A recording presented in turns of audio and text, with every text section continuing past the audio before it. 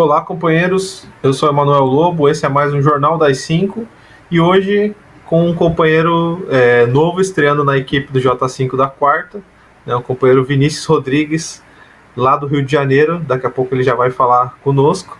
E hoje o nosso programa tem como tema principal o que vem tomando aí, dos jornais da imprensa burguesa e também da imprensa de esquerda, que é a questão da greve dos professores e da anulação dos processos contra o ex-presidente Lula. Né? A gente viu aí nos últimos dias, né, a questão da Lava Jato acabar aparecendo, né, todos os crimes e ilegalidades cometidas, sobretudo pelos que lideravam a operação, né, o procurador Deltan Dallagnol e o ex-juiz Sérgio Moro. Então nós vamos comentar, né, sobre os novos passos aí dessa campanha pela anulação de todos os processos contra o ex-presidente Lula e pela restituição dos seus direitos políticos, né? Por isso aí o nosso tema de Lula presidente, né? Outro caso também é a volta às aulas, né, contra a política genocida dos golpistas aí, dos governadores científicos, como o caso do João Dória, né, do PSDB em São Paulo, que apesar do país estar caminhando aí com mais de 1.000 mortos por dia, né, está caminhando para os 250 mil mortos, né, o governador, que procura se colocar como homem da vacina, decretou a volta às aulas no dia 8 de fevereiro, né, 2 dias atrás, e os professores entraram em greve contra essa política genocida. Né? Bom, para comentar esses e outros temas da maior importância, então, seja muito bem-vindo, companheiro Vinícius. Mostra para os companheiros aí que estão nos acompanhando já as demais notícias que vão estar na nossa pauta aqui hoje. Boa tarde, Manuel. Boa tarde a todos que estão nos assistindo. Estou estreando aqui no J5, né, pela primeira vez. Estou feliz, grato de ter sido convidado aqui para integrar a equipe do J5. Então, visto que o tempo já está um pouquinho avançado, vou passar direto para falar das notícias, né? Além do que o companheiro já comentou, vamos Lava Jato, né, que é o assunto do momento, a greve dos professores. Tem a questão do Banco Central, a questão da vacinação, o Covid, como sempre, né, nunca sai de pauta. Temos questões relacionadas aí ao movimento operário, questão das privatizações, temos questões privatizações de diversas empresas, tem o avanço da pandemia na Zona Franca de Manaus.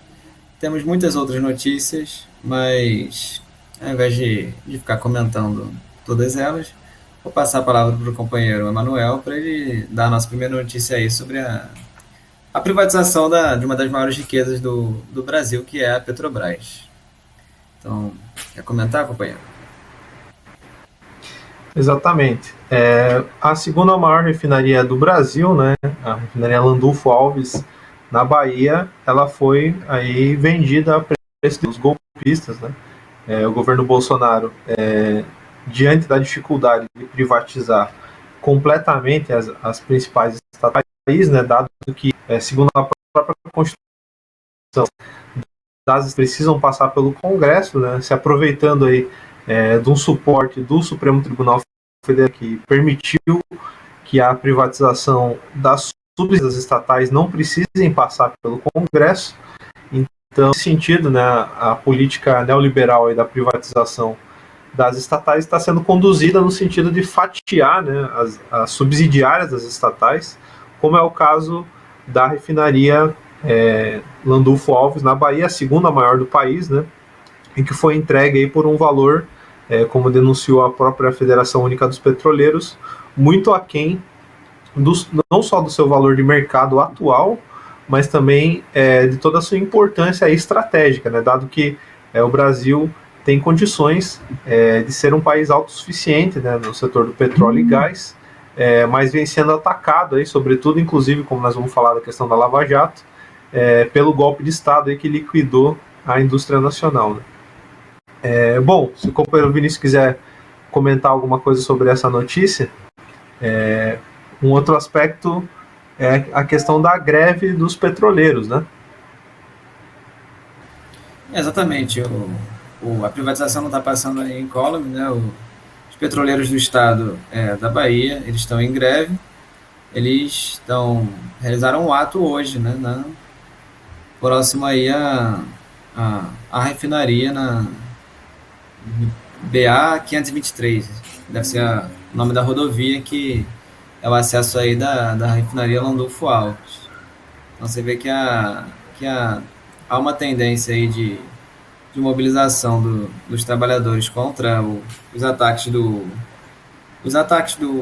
governo golpista, né? Porque vamos citar que essa política não é só do Bolsonaro, a entrega do petróleo é uma política aí uma das principais do petróleo da Petrobras, né?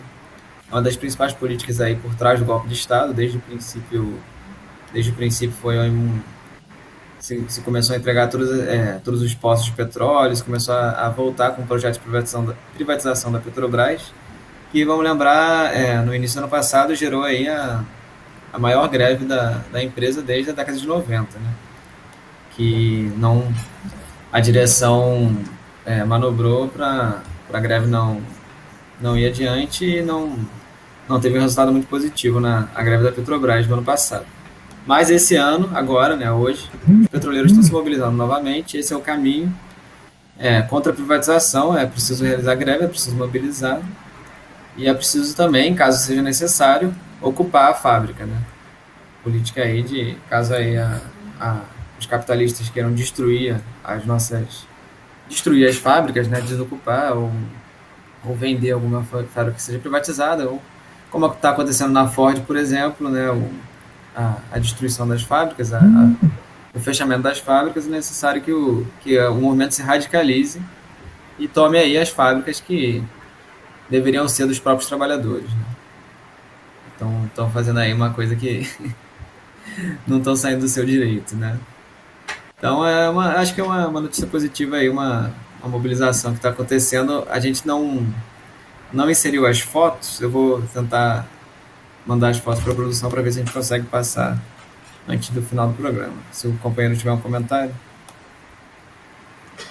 Beleza, exatamente, né? Como a gente tem denunciado a tentativa de privatização das estatais no país, né? Na dificuldade dela ter sido feita num lance só, né?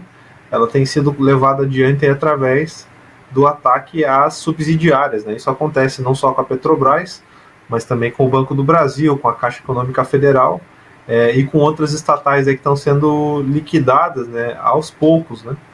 Então, ainda sobre essa questão do movimento operário, tem a greve do Banco do Brasil, né? O governo anunciou aí que demitiria 5 mil trabalhadores no Banco do Brasil, né? Uma tentativa também de liquidar um dos maiores bancos públicos do país. E também, né, do outro lado do país, né, lá ao norte, eu que estou falando aqui do sul, né, o Vinícius está no sudeste, mas a Zona Franca de Manaus, né, tem demitido trabalhadores em plena pandemia, né, ou seja, as empresas que compõem a Zona Franca, né, não pouparam aí, na verdade, seguiram a tendência, né, de utilizar a pandemia como um pretexto para atacar os trabalhadores, né. Então, enquanto, né, caminhando aí para 250 mil mortos, né, a vacinação não avança, né, indústrias aí da Zona Franca de Manaus estão jogando a crise capitalista e da pandemia nas costas dos trabalhadores, né. Segundo matéria da imprensa de esquerda, né, de janeiro a outubro de 2020, o faturamento dos fabricantes instalados na Zona Franca de Manaus somou 95,49 bilhões de reais. Em relação ao mesmo período, houve um aumento, né? No entanto, mesmo assim, as empresas, aí, os patrões, estão demitindo os trabalhadores, né? O que mostra que a ideia também de crise econômica e que os patrões não têm dinheiro é uma desculpa, na verdade, para justificar, né, os seus ataques aí contra os trabalhadores.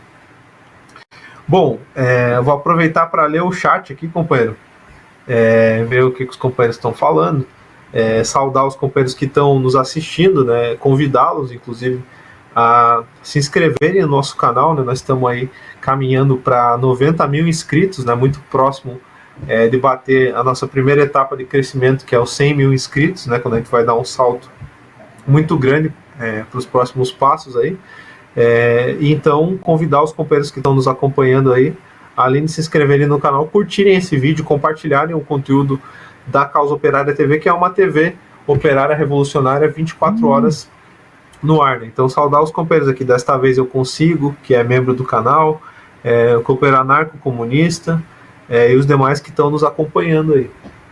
Bom, voltando para você, Vinícius, eu queria que o companheiro introduz o nosso próximo ponto, que é a questão do Banco Central, né? Os golpistas aí estão tentando privatizar o Banco Central, né? Como que está essa situação? Exatamente, tem mais uma investida aí do golpe de Estado contra a população. Queria comentar rapidamente a questão do Banco do Brasil, que se relaciona diretamente, né? Você vê que os grandes monopólios financeiros querem ter controle total sobre os bancos no Brasil, né? O Banco do Brasil, que é um banco estatal, e o Banco Central. Os funcionários hoje estão fazendo uma greve uma paralisação, né? Já teve mais há umas 2 semanas, aqui no Rio de Janeiro, a gente participou da manifestação dos bancários. Não sei se está dando para me ouvir, né? Mas a gente participou da manifestação dos bancários e hoje temos uma outra mobilização aí aprovada numa assembleia virtual. Companheiros, tá normal? Tá normal.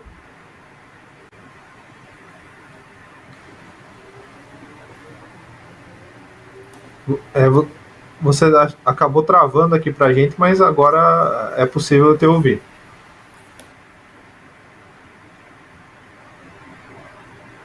Quer dizer, o companheiro tá mudo aqui ainda, produção.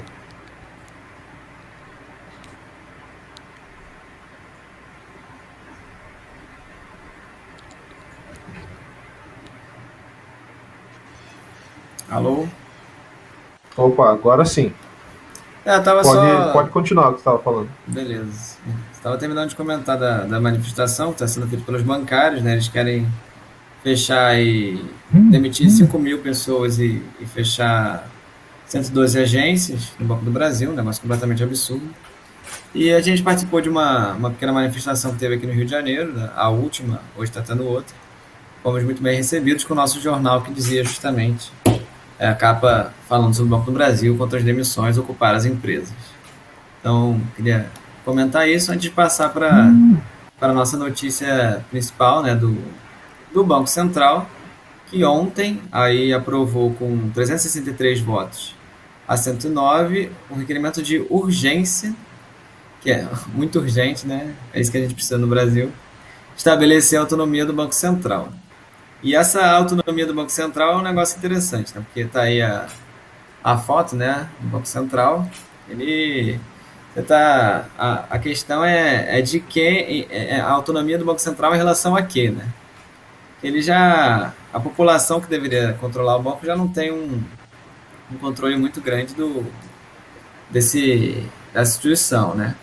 Mas o Congresso está tentando votar uma lei que tira mais ainda o controle popular do Banco Central. Então, a autonomia, no caso que tanto falam, é uma autonomia não vai ter povo em lugar nenhum, não vai ter trabalhador, não vai ter participação nenhuma, e quem vai controlar, ele vai se tornar mais dependente ainda dos monopólios financeiros que querem controlar completamente o país. Então é isso que é um projeto antigo, né, que está sempre sendo levantado aí pela direita, que quer controlar, que quer domesticar aí o país, controlar completamente a economia com meio do sistema bancário. E está sendo passado aí agora na Câmara dos Deputados, foi passado no dia de ontem esse projeto de lei. Quer comentar, companheiro? Bom, isso mostra, né? Eu vi que algumas pessoas falaram assim na internet, né? Mas os banqueiros já tomam conta hoje em dia. Né? O que não é mentira, né? Os grandes capitalistas, aí, sobretudo representados pelos banqueiros, eles têm, né, uma influência aí muito grande sobre o aparato estatal, né? No entanto, a Constituição hoje em dia subordina o Banco Central à estrutura administrativa do governo federal, né? Então, os presidentes do Banco Central eles são indicados, né, pelo presidente da República, ou seja, por alguém que é eleito, né? Então, tudo bem que a gente sabe que o Bolsonaro é o resultado da fraude eleitoral, ele não é um presidente legítimo, mas em tese, né, existe um controle social, como o companheiro Vinícius falou, sobre o Banco Central, né, indiretamente através da estrutura do próprio governo federal. O que a direita está procurando fazer nesse momento é piorar o que já existe, né? Não é, nesse caso, ao invés da gente, o que a gente tem que fazer que é criticar, né, e aumentar o controle social, né, ou seja, o controle dos trabalhadores sobre as instituições do Estado, a direita está procurando fazer o contrário, na verdade, está procurando tirar totalmente, né, qualquer resquício aí, nem formal, nem constitucional, do controle da população sobre o Banco Central, nesse caso, que é uma entidade da maior importância, né, um instrumento aí essencial para a política da economia do país, né? Então, tanto que é através do próprio Banco Central, né, que a gente inclusive sempre denuncia que são feitos aí repasses bilionários e trilionários dos cofres públicos, né, para os banqueiros. Isso já acontece hoje com o presidente da República podendo intervir na entidade, né? Imagine se nem isso pudesse acontecer, né? Então aconteceria uma drenagem ainda maior dos recursos públicos, né, do dinheiro da população recolhido através dos impostos para os banqueiros, né? Então é uma medida que tem que ser amplamente denunciada aí, né? Porque essa tentativa de autonomia do Banco Central quer dizer autonomia em relação, né, à população, ao controle social, e uma dependência maior ainda dos banqueiros, né, que são os principais aí parasitas do dinheiro público, né? Então, bom, nós estamos aqui, companheiro Vinícius, às 5h34, tem vários comentários novos aqui no chat. Eu queria aproveitar aqui, saudar os companheiros, né, a companheira Renata Diniz, que é membro do canal. Tem vários companheiros membros aqui, Vinícius. Renata Diniz, Ana Matos, companheiro Adriano Teixeira, do Paraná. Então, obrigado pela participação dos companheiros. Deixa eu ver se tem alguma pergunta aqui. O companheiro diz: a autonomia do Banco Central é um crime de lesa pátria dos golpistas contra a população. Exatamente. Diz, como disse a Dilma, Banco Central independente de quem, cara pálida? Dilma disse que nesse momento de neoliberalismo extremo e pandemia, isso muito grave, é um ataque contra a soberania nacional, exatamente. Bom, nesse sentido eu queria, antes da gente continuar a nossa pauta e de entrar no nosso tema central do programa, pedir que a produção passe aí o trailer, né, da 46ª Universidade de Férias, que teve a 9ª aula ontem, né, no dia 9, e vai ter a 10ª aula amanhã no dia 11, né? Ainda dá tempo de se inscrever, o curso acabou de chegar na sua metade, né? Vão ser 16 aulas ao total, mais de 40, quase 50 horas de curso, né? Além de, fora as aulas ministradas pelo companheiro Rui Costa Pimenta, tem uma plataforma da Universidade Marxista, onde tem conteúdos exclusivos aí, né? Biblioteca socialista, enciclopédia marxista, né, um fórum de debates, enfim, tem os grupos de estudo também que estão acontecendo no domingo. Então, uma atividade inédita aí no Brasil e no mundo, né? E se você está acompanhando e ainda não se inscreveu, corra lá no universidademarxista.pco.org.br e ainda dá tempo de fazer a sua inscrição e participar dessa atividade, né, que tem reunido aí já mais de 1.300 pessoas, né? Bom, produção, vamos lá com o trailer da universidade.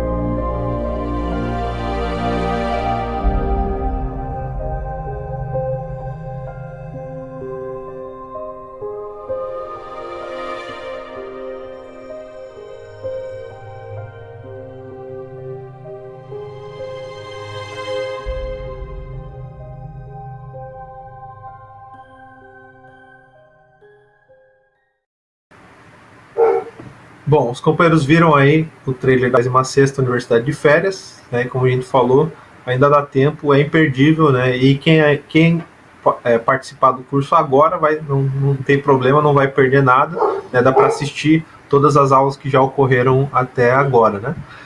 Bom, indo para um dos nossos temas centrais, a greve dos professores, Vinícius. Professores denunciam 209 casos de coronavírus na volta às aulas. Dória fecha 7 escolas. É uma das notícias aí que a gente tem, como muitas outras, em relação à greve dos professores, né? Eu sou professor, né? O companheiro Vinícius é estudante universitário, certo?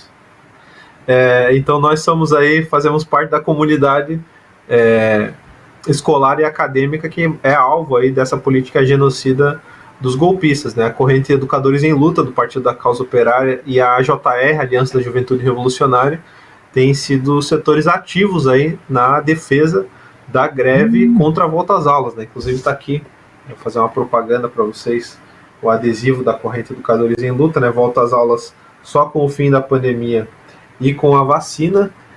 Então queria passar a bola aí para o companheiro Vinícius para comentar, né? Nós estamos no dia 10, dia 8 voltou as aulas em São Paulo, e a categoria, né, os professores, a comunidade escolar, os estudantes, fizeram aí uma série de manifestações contra a volta às aulas, né?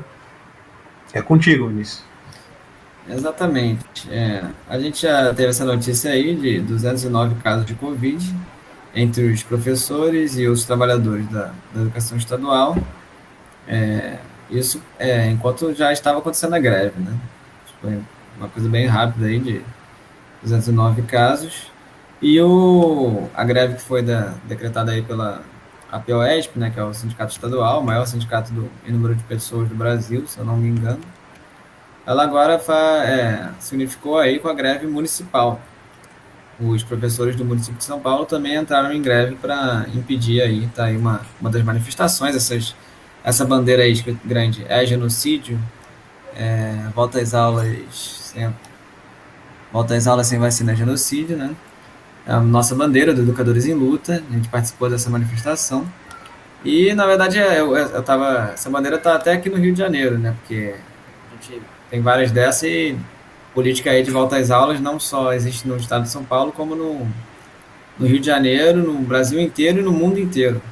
É uma política genocida imposta pelos bancos, né? Você vê que é uma propaganda internacional do imperialismo para reabrir as escolas. Então aí se iniciou essa greve,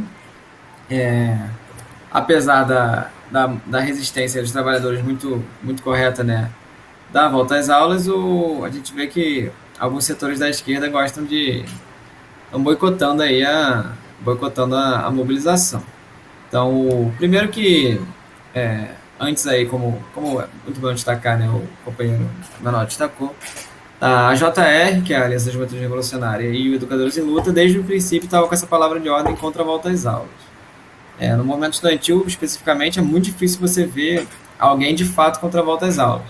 Parece que, já que os jovens eles são menos suscetíveis ao vírus, o movimento estudantil capitula muito fácil com essa política aí. Nos sindicatos é mais... os professores tendem a ter uma idade maior, já é uma política mais comum se contra a volta às aulas.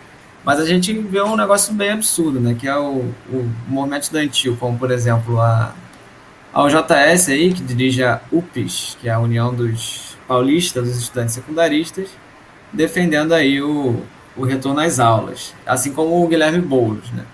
Você vê que a defesa da volta às aulas pela esquerda é um negócio...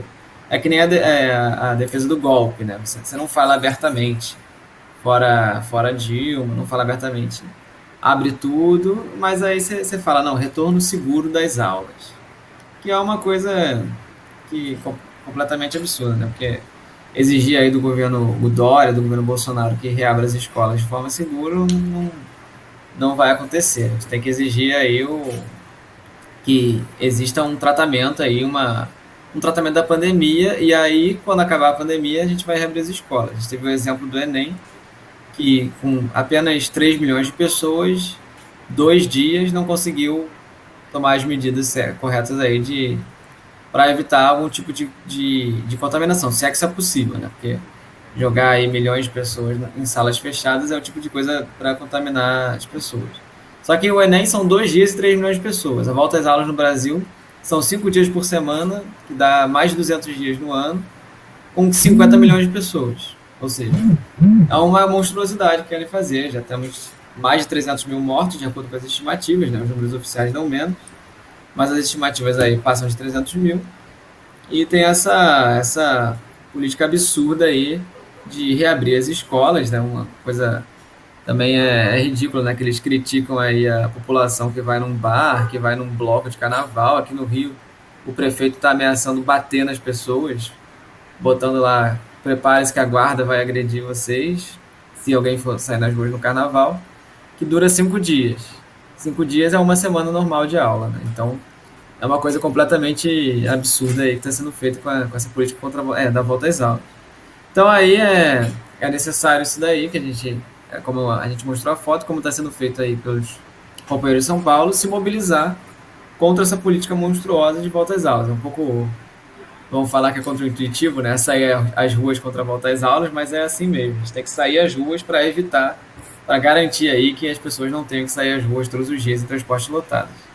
É só com a mobilização que a gente consegue garantir não só o fechamento das escolas, como todo um cuidado com a população para de fato impedir o crescimento aí, a permanência do coronavírus no Brasil, né? Temos que copiar aí modelos como o modelo de Cuba ou de outros países que trataram a pandemia, investir massivamente em saúde para aí sim reabrir as escolas. Eu não quero me estender muito, né? Se o companheiro quiser fazer mais algum comentário sobre a volta às aulas.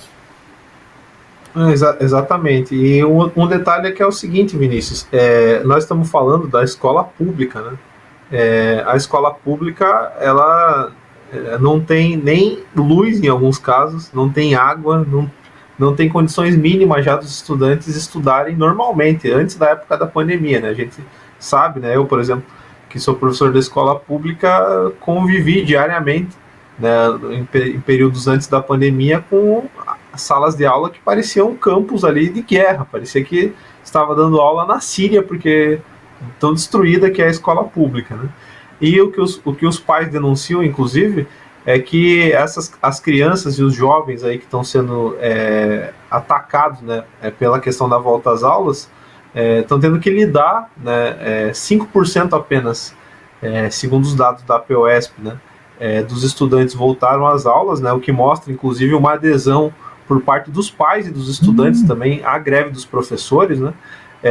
E os que voltaram ainda assim para as aulas, Vinícius, eles denunciam que o álcool gel que o Dória colocou nas escolas, ele está vencido, né? Então, não é só que não existiam condições já antes da pandemia nas escolas públicas, como ainda mais agora, no período da pandemia, não tem condição absolutamente nenhuma, né? Esse caso de São Paulo é bastante ilustrativo, porque tanto o Dória, o governador do PSDB, quanto o Bruno Covas, né, o prefeito da cidade, que se lançaram aí como governantes científicos, né, eles são os mesmos que estão tentando empurrar aí centenas de milhares, né, e até milhões de crianças, estudantes, né, pais, professores e funcionários para o risco direto de morte, né, como a gente viu que aconteceu em Manaus, né, que está um caos nesse momento e que decretou a volta às aulas em novembro do ano passado, né. A gente vai eu queria aqui aproveitar, Vinícius, que esse tema é bastante importante e é bastante longo também, mas não vai dar para a gente nos estender, mas chamar os companheiros que estão aí nos acompanhando, né, que estão vendo agora o programa J5 ou verão depois, né, a acompanharem, né, o Comando de Greve, um programa novo da Causa Operária TV, e que está passando, né, todos os dias de segunda a sexta, a partir das 20 horas, né, e que vai trazer aí as notícias mais quentes, aí, mais importantes da greve que está acontecendo nesse momento aí no estado de São Paulo, né, com os professores do ensino médio, né, o ensino estadual, e com os professores do ensino básico também, os professores do município de São Paulo, que entraram em greve, né, uma greve unificada, né, entre o setor estadual e o setor municipal, né, o que mostra, inclusive, o quanto que essa política é acertada, é necessário lutar contra o genocídio aí com a volta às aulas, né? A volta às aulas só com o fim da pandemia e com a vacina.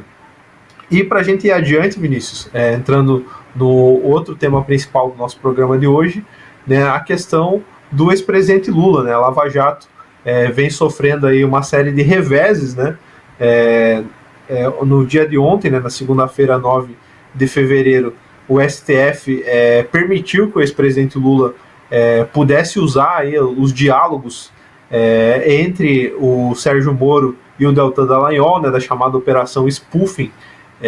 Tá aí a foto do Gilmar Mendes, né? Gilmar Mendes, um ministro ligado aos tucanos, mas que dessa vez, por algum motivo aí oculto, né, liberou para que a defesa do Lula, né, junto com outros 3 ministros, né, o Lewandowski, a Rosa Weber e o Cássio Nunes, que a defesa do Lula possa usar esses diálogos, né? Então, é mais uma revelação que mostra a farsa da Operação Lava Jato, né, que nós denunciamos desde o princípio, né? O PCO foi o primeiro partido a falar da Operação Lava Jato como sendo o braço jurídico do golpe, né? Ou seja, um instrumento do imperialismo para atacar, né, a esquerda, sobretudo, né, o Partido dos Trabalhadores, que estava naquele momento sendo derrubado pelo golpe de Estado, né, e a presidenta Dilma e o ex-presidente Lula eram os principais alvos. E nesse sentido, essas revelações só corroboram a denúncia que o nosso partido fez desde o início, né, que outros setores da esquerda que participaram da luta contra o golpe também endossaram, e que agora fica claro para cada vez um número maior de brasileiros, né? Fica público e notório aí os crimes, né, a ilegalidade da Operação Lava Jato, que tinha como objetivo impedir o ex-presidente Lula de se candidatar em 2018, né? Bom, eu vou passar para o companheiro Vinícius e a gente continua comentando aqui esse caso da Lava Jato. Lembrando aí que uma das mensagens vazadas é que o Dallagnol falou que era um presente da CIA, né? A prisão do Lula. Negócio completamente descarado, uma interferência externa na eleição, né? Mostra a completa fraude eleitoral que aconteceu em 2018, que levou aí a eleição fraudulenta do Bolsonaro e uma boa parte da esquerda até hoje se recusa a admitir que foi uma fraude, né? Mas tem que ser sempre repetido que Bolsonaro não foi eleito, foi aí posto no governo pelo golpe de Estado e não por nenhum tipo de democracia. E aí temos a notícia de que apesar do STF ter ajudado aí, finalmente feito alguma coisa em prol do Lula, depois de anos sendo cúmplice aí na prisão e no golpe de Estado, na verdade não fez muita coisa, né? Porque o que está sendo discutido é apenas o caso do Guarujá e não o sítio de Atibaia. E o próprio Gilmar já falou que não tem essa possibilidade de restituir os direitos políticos do Lula, né? Ele falou que nunca ouvi ninguém sério no STF preocupado com essa questão de Lula voltar a ser elegível. Na verdade, está deixando muito claro que o STF não, de forma alguma, vai atuar em prol da defesa dos direitos políticos de Lula. O que mostra, mais uma vez, que não dá para esperar nada do STF, do Congresso, do Bolsonaro, né? Não vamos esperar nada desses setores aí. O que tem que ser feito é sair às ruas, como a gente botou no nosso título, né? O único caminho é a mobilização para enterrar a Lava Jato, conquistar aí os direitos políticos do Lula, que estão caçados pelo próprio imperialismo, como o Dallagnol denunciou, né? Como a gente já sabia, porque já era óbvio, sair às ruas para o Lula candidato. Foi convocada aí pela coordenação dos comitês Lula Livre, e o Lula parece que já endossou uma manifestação nacional no dia 27 pela defesa dos direitos políticos do Lula. Ainda não está certa aí as datas e localidades, mas fica atento à nossa imprensa, que com certeza a gente vai publicar o quanto antes aqui. E a gente vai botar aí o bloco na rua, como disse o Lula, né? Em defesa dos seus direitos políticos na luta contra o golpe de Estado. Temos aí a questão também das arbitrariedades da Operação Lava Jato, né? Porque parece que temos uma foto do Dallagnol e do advogado Zanin, se eu não me engano, né? Que foi espionado. Parece que o Lava Jato já não se importa nem um pouco com nenhum tipo de legalidade, né? O advogado, eu lembro que ele tinha sido grampeado, né? Já era uma coisa completamente absurda, mas parece que ele foi espionado pelos vizinhos. Olha só, o negócio nazista mesmo, né? É um método aí de ditadura total, né? Você não pode nem confiar nos seus vizinhos que eles estão te espionando só porque você é advogado aí de uma liderança política. Você quer comentar sobre isso, Manoel? Exatamente. Isso deixa claro, inclusive, que não é apenas que a Operação Lava Jato ela era uma operação parcial, né? Então, eu lembro que em determinados momentos, quando a gente criticava a Lava Jato, setores da esquerda que tinham receio de se chocar com a direita não falavam que a Operação Lava Jato era uma fraude total, que era uma farsa. Falavam que a Lava Jato era seletiva. Né? Então era uma maneira mais branda de criticar a Lava Jato. Né? Então falava assim, não, a Lava Jato foi seletiva com o ex-presidente Lula. Como se, no geral, a Lava Jato fosse boa, né? Mas ela tivesse errado apenas com o ex-presidente Lula. Né? O próprio Haddad, nas eleições de 2018, quando era perguntado pela imprensa burguesa, ele tinha esse tipo de resposta. Né? Assim como outros setores, né? Requião, Boulos, vários setores aí ditos progressistas, pseudo-esquerdistas, falavam sobre a seletividade da Lava Jato. Né? O fato, né, que ficou constatado e fica escancarado, inclusive, com essas últimas revelações, é que não é que a Lava Jato era seletiva, a Lava Jato era uma operação, ela que acusava, né, o PT de ser uma organização criminosa, que na verdade era uma organização criminosa, né, que ao arrepio da lei, né, passando por cima de qualquer princípio legal ou direito democrático, atuava, né, com o único objetivo de perseguir, né, de condenar os seus adversários políticos, né? Então, isso que o companheiro Vinícius falou, da espionagem com os próprios vizinhos dos advogados, né, o grampo no escritório da defesa do ex-presidente Lula, né, o escritório do Cristiano Zanin, são aspectos que mostram que era uma operação completamente criminosa, né, ditatorial, né, algo assim a lá regime nazista, né? Esse tipo de perseguição judicial é algo assim de regimes fascistas amplamente ditatoriais, né?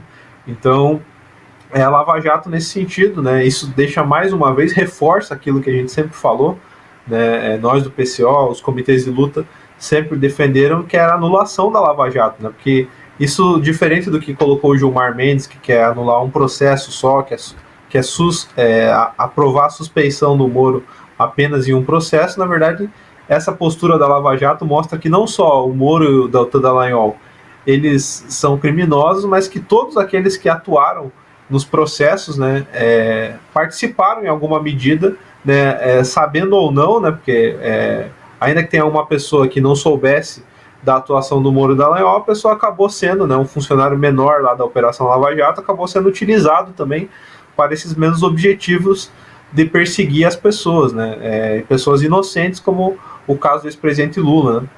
E como outras pessoas também, que não foi só nesse caso, a perseguição se deu aí sobretudo contra os dirigentes do PT, mas também com outras pessoas que são aí da própria pertencentes das oligarquias regionais e tal, como a gente viu aí setores do MDB que foram perseguidos também. E nesse sentido, né, a Lava Jato precisa ser totalmente anulada, né? Todos os processos, né? Nós não temos que defender um novo julgamento para o Lula, como alguns setores aí estão querendo propor, né? Nós temos que defender a anulação de todos os processos da Lava Jato, a anulação da Lava Jato, porque nenhuma dessas sentenças que foi dada tem qualquer aspecto, qualquer resquício de respeito aos direitos democráticos da população e mesmo de respeito à Constituição, né? Qualquer princípio aí burguês elementar da democracia burguesa foi jogado no lixo pela Lava Jato, né? Bom, no mais, eu queria passar, caso o companheiro Vinícius queira fazer alguma consideração final. A gente tinha um último assunto para comentar muito rapidamente, que é a questão da vacina, e a gente tem que encerrar o programa.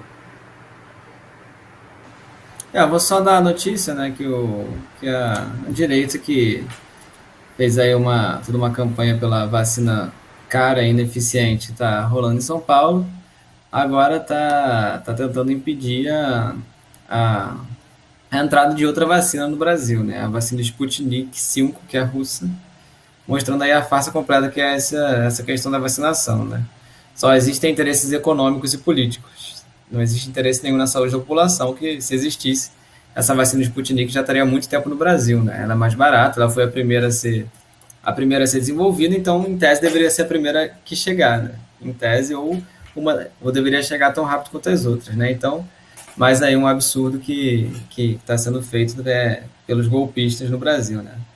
Como a gente denunciou diversas vezes aqui, demonstra a farsa que é toda a vacinação, que não está acontecendo no Brasil, né? Só tem propaganda. Para terminar, né, as manchetes dizem que 4 milhões foram vacinados, mas aí quando você lê a matéria, você vê que só 50 mil foram vacinados com as 2 doses. Então você vê que as manchetes são completamente enganosas, né? Mas acabou nosso tempo, vou aproveitar aqui para me despedir. Semana que vem estou de volta no J5, às 5 horas da tarde, na quarta-feira. Passo a palavra aí para o companheiro Manuel. Bom, obrigado, companheiro Vinícius, obrigado a todos os companheiros que nos acompanharam aqui hoje, teve bastante intervenção no chat, né? Inclusive vários companheiros que são membros, né? Façam como os companheiros aqui que apoiam o nosso trabalho na Causa Operária TV, que está chegando aí a 90 mil inscritos, né? Rumo aos 100 mil inscritos e muito mais. E a gente se encontra na próxima quarta-feira que vem, né? A partir das 17 horas, em mais um J5, e agora os companheiros ficam com a programação 24 horas da Causa Operária TV e muitos mais programas ao vivo, inclusive o comando de greve, né, hoje às 20 horas. Então, até mais, companheiros. A gente se encontra no próximo programa.